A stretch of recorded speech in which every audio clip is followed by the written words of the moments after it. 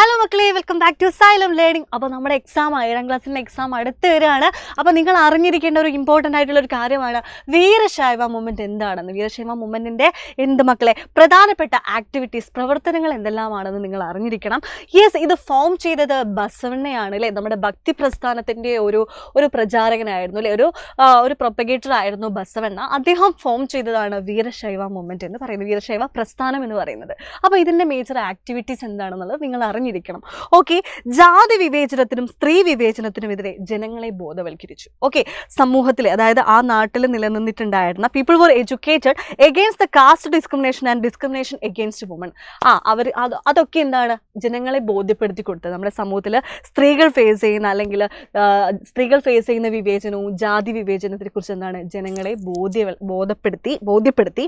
Okay, then ഏകദൈവ വിശ്വാസത്തെ എന്താണ് പ്രൊമോട്ട് ചെയ്തു. അതായത് ഒരു ഒറ്റ ദൈവമേ ഉള്ളൂ എന്നൊരു ആശയത്തെ എന്താണ് അദ്ദേഹം പ്രോത്സാഹിപ്പിച്ചു. മോണോത്തിസത്തെ എന്താണ് എൻകറേജ് ചെയ്തു.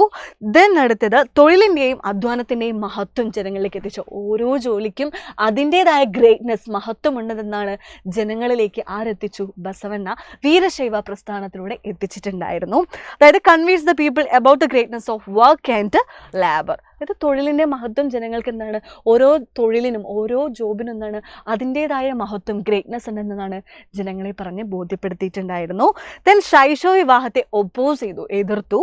ദെൻ പ്രായപൂർത്തി വിവാഹം എന്ന് പറഞ്ഞാൽ എന്താണ്, ആഫ്റ്റർ പബേർട്ടി അല്ലേ, അതായത് മാരേജ് ആഫ്റ്റർ പബേർട്ടി, പ്രായപൂർത്തി വിവാഹത്തെ പ്രോത്സാഹിപ്പിച്ചു.